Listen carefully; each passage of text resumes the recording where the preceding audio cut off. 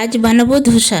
কিভাবে বানাচ্ছি সেটাই তোমাদের সাথে শেয়ার করছি। ঘরোয়া কিছু উপকরণ দিয়ে ধোসাটা বানাচ্ছি। প্রথমে আতপ চাল ভিজতে দিয়েছি আর বিউলির ডাল ভিজতে দিয়েছি, দুটো পেস্ট করেই আমি মানে ধোসাটা বানাবো। তো সকালবেলায় ভিজতে দিলাম আর দুপুরবেলায় বেটে রাখলাম আর সন্ধেবেলায় বানালাম।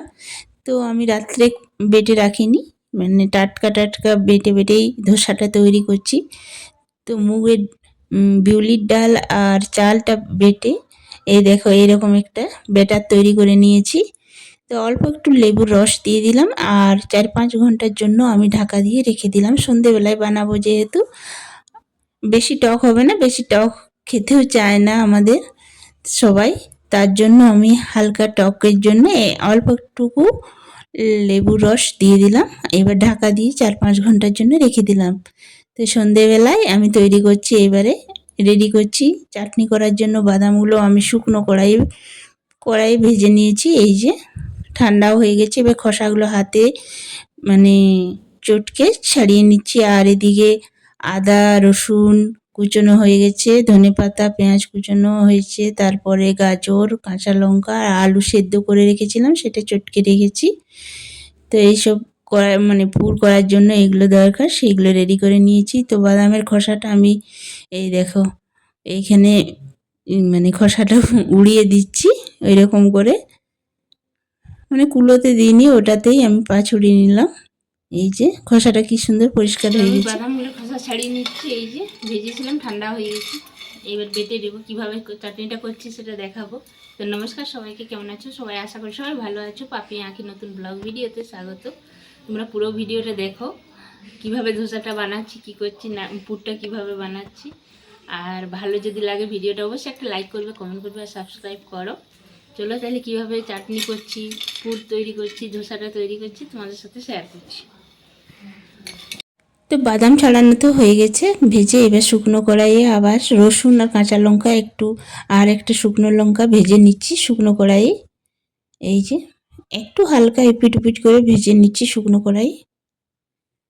আর এই যে কারি পাতা, এই কারি পাতা একটা তুলে নিলাম, চাটনিতে লাগবে সেই জন্য। আর আমি এটা পেস্ট করে নিচ্ছি চাটনিটা, সবগুলো রসুন কাঁচা লঙ্কা শুকনো লঙ্কা বাদাম বিট লবণ দিয়ে আমি একটা চাটনি বানাচ্ছি। আর আমি এখানে চিনি দিচ্ছি না আর তেঁতুলও দেব না, টক এতটা পছন্দ করে না, তার জন্য এই বাদামের মিষ্টিটাই, মিষ্টি যতটুকু হবে ওইটাই মানে ধোসার সাথে খাওয়া হবে। তো বিট লবণ দিলাম আর অল্প একটু জল দিয়ে আমি একটা পেস্ট বানিয়ে নিলাম, বাদামের চাটনি করে নিলাম। চাটনিটা খেতে এত সুন্দর হয়েছিল কি বলবো, মুখে লেগেই আছে। তারপর চাটনিটা আমি তড়কা দেবো, সেই জন্য আমি কারি পাতা সর্ষের তেল দিয়ে দিয়েছি, গরম হয়ে গেছে। তারপর কারি পাতা শুকনো লঙ্কা আর সর্ষে ফোড়ন দিয়ে ভেজে নিচ্ছি। তো ভাজা হয়ে গেছে, এবার আমি ওই চাটনির মধ্যে ঢেলে দেব। বাদামের যে চাটনিটা হয়েছে ওটার মধ্যে ঢেলে দিচ্ছি। তো আমার চাটনি রেডি হয়ে গেছে, এবার আমি পুরটা বানিয়ে নেব। এই দেখো চাটনিটা কি সুন্দর হয়েছে, আর খেতেও কিন্তু সত্যি দুর্দান্ত হয়েছিল, খেতে খুব ভালো লাগে। নারকেলের চাটনি বাদামের চাটনি খেতে কিন্তু দুর্দান্ত লাগে। তো এটা আমি শুধু বাদাম দিয়েই করেছি। এরপর আমি পুরটা বানিয়ে নিচ্ছি, সর্ষের তেল দিয়ে দিলাম, আমি সর্ষের তেলেই রান্নাটা করছি পুরো। তোমরা চাইলে সাদা তেলও করতে পারো। তো আমি ফোড়ন দিয়ে দিলাম কারি পাতা শুকনো লঙ্কা আর রসুন কুচনো আছে আর আদা কুচনো আছে, পেঁয়াজ কুচনো, সব কুচনো করে রেখেছি। সবগুলো আমি একটু হালকা করে ভেজে নেব, বেশি ভাজবো না, হালকা করে আমি সবগুলো ভেজে নিচ্ছি একে একে। এরপর পেঁয়াজগুলো ভেজে নেব একসাথে।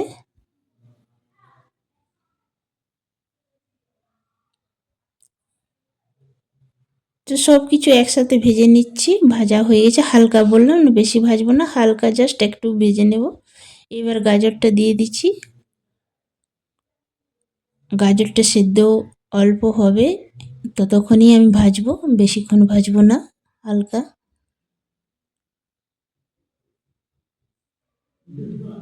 এরপর লঙ্কা কুচানো দিয়ে দিলাম, একটু ঝাল ঝাল হবে, পুরটা ঝাল ঝাল হলে খেতে ভাল লাগবে, আর গুঁড়ো লঙ্কা দেবো না সেই জন্য।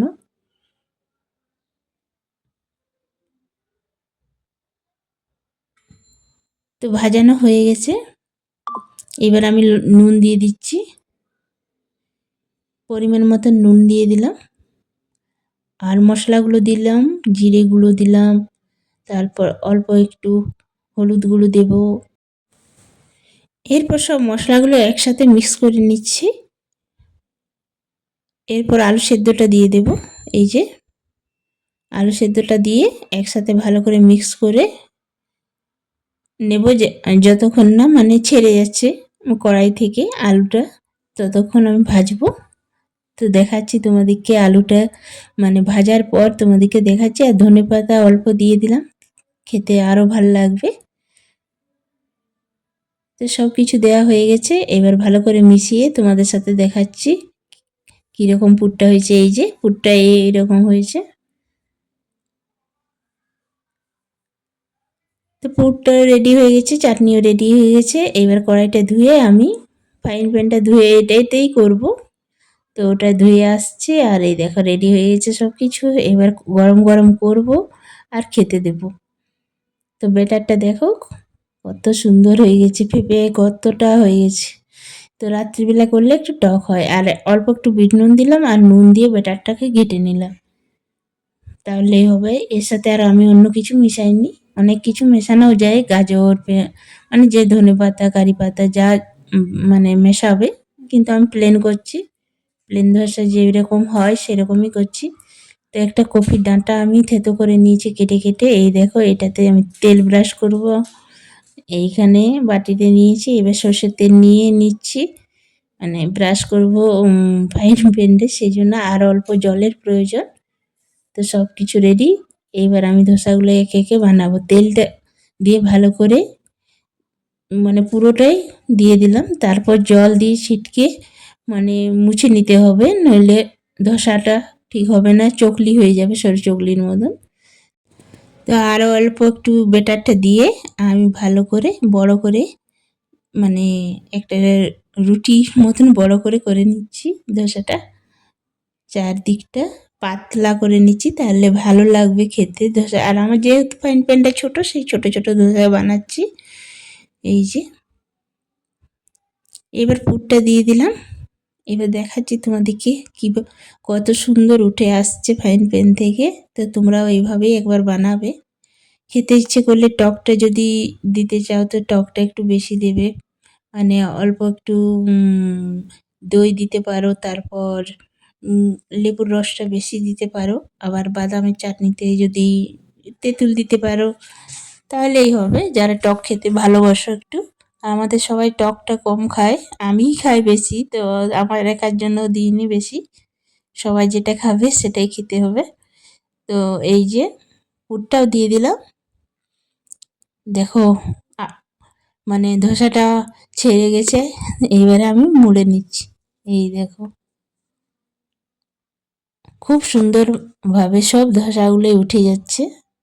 এই দেখো কত সুন্দর উঠে গেছে। তো এইভাবে আমি একটা একটা বানিয়ে নিচ্ছি, তোমাদেরকে আরও দেখাচ্ছি সবগুলোই কত সুন্দর উঠেছে, ধোসাগুলো হয়েছে। তো একসাথে আমি সব ধোসা দেখাতে পারিনি, মানে আমি গরম গরম তৈরি করি, আর আমার ছেলেরা, আমার বর, আমার শাশুড়ি মা সবাই কে দিতে থাকি, খেতে থাকে। গরম গরম খাওয়াটা আলাদা মজা, ঠান্ডা হলে খেতে এতটা ভাল লাগে না যে কোনো জিনিসেই। তো আবার আমি দিয়ে দিলাম তেলটা ব্রাশ করে নিলাম, তারপর একটা কাপড় দিয়ে ভালো করে মুছে নিচ্ছি, তাহলে ধোসাগুলো উঠবে ভালো। এই দেখো আবার ব্যাটারটা আমি ঘেটে ঘেটে দিচ্ছি, ব্যাটারটা যবার দেবো তবার নেড়ে নেড়ে দেবো, তাহলে ভালো হয়। এইবার আমি ভালো করে লেপে নিচ্ছি। এই দেখো তো ছোট ছোট ধোসা বানাচ্ছি, সবাই 4টে 5টে করে খেতে পারে যেন। আর বড় ধোসা হলে দুটোর বেশি খেতে পারতো না। এই দেখো কতটা পাতলা হচ্ছে আর কত সুন্দর উঠে যাচ্ছে। আর আমি পুরটা দিয়ে এই যে এইভাবে দিয়ে দিচ্ছি, তারপর খুন্তির সাহায্যে হাতার সাহায্যে চারদিকটা দিয়ে দিচ্ছি। হ্যাঁ, এইভাবে করে নিচ্ছি এক একটা ধোসা।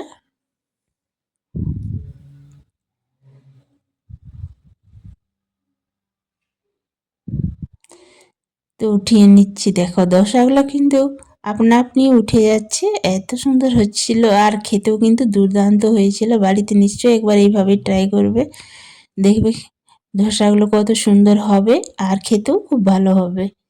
তো আমার মোড়াটা একরকম আলাদা আলাদা হচ্ছে, একটা মুড়ে হচ্ছে, একটা এইভাবে হচ্ছে। তো যাই হোক খেতে কিন্তু খুব ভালো হয়েছিল আর ধোসাগুলো উঠছিলও ভালো। তো এই দেখো আরেকটা ধোসাও হয়ে গেছে।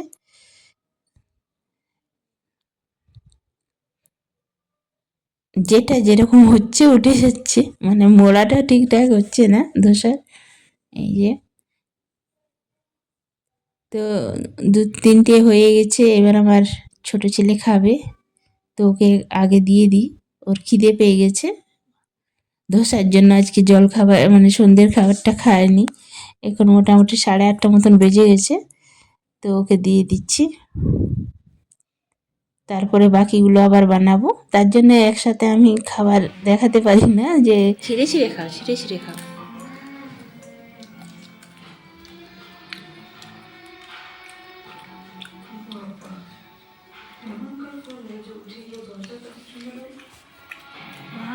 ভালো হয়েছে?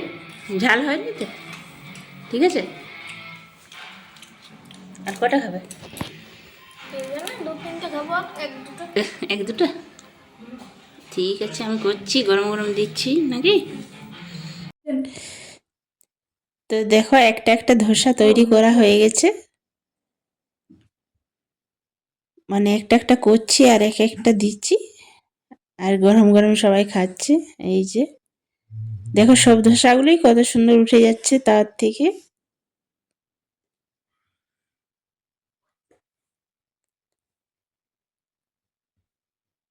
তো ছোট ছেলে আর একটা চাইলো, তো ওকে আর একটা দিচ্ছি। এই দেখো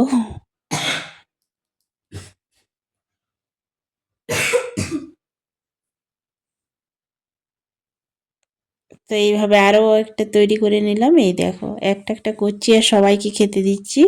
সেই জন্য একসাথে আমি সব খাবার দেখাতে পারি না, মানে গরম গরম তৈরি করি আর সবাইকে খাবার দিতে থাকি। গরম খাওয়াটার মজাই আলাদা। তো এবার বড় ছেলে এসে গেছে, ও খাবে। এই যে ওকেও দিয়ে দিলাম 2-4টে। আর এখানে ছোট ছেলেটা ভিডিও করে দিচ্ছে, সেই জন্য তো ওকে জিজ্ঞেস করছি খাওয়ার পর যে কেমন হচ্ছে। তো টিভির যে আওয়াজ, তার জন্য আর আমি এরকমই বলে দিচ্ছি যে ও বলছে খুব ভালো হয়েছে। ও খেলো, আবার গরম গরম বানাচ্ছি আর ওকেও দিচ্ছি। তো ও খেয়েও খুব ভালো হয়েছে সেটাই বলছে। তো এইদিকেও দেখো আমার একটা একটা তৈরি হয়ে যাচ্ছে, এদিকে খেতেও দিচ্ছি। তো এভাবেই আমি খাবার বানাই আর খাবার দিতে থাকি।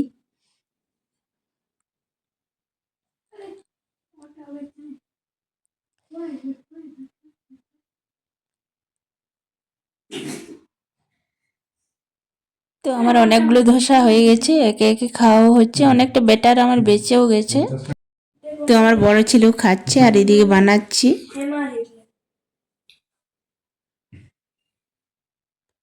তো বলছে খুব ভালো হয়েছে, সেটা আর আমি দিতে পারলাম না, টিভির যে আওয়াজ হচ্ছে সেই জন্য আর দিতে পারিনি, আমি বলে দিলাম। তা আমিও নিয়ে বসে গেছি। এই যে সবাইকে খেতে দেওয়া হয়ে গেছে, সবার খাওয়াও হয়ে গেছে, এবার আমি বসেছি।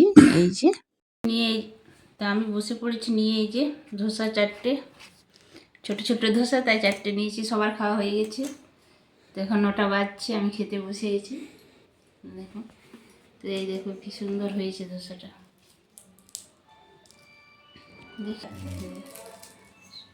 শব্দটা দেখ। এই যে আমি খেয়ে দেখাচ্ছি চাটনির সাথে।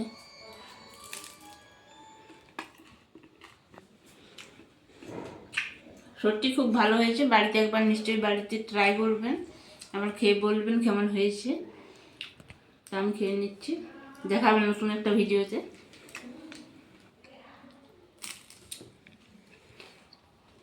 সত্যি ভালো হয়েছিল। ভিডিওটা এই পর্যন্ত, ভালো লাগলে অবশ্যই একটা লাইক করো, কমেন্ট করো আর সাবস্ক্রাইব করো। দেখা হবে নতুন ভিডিওতে। সবাই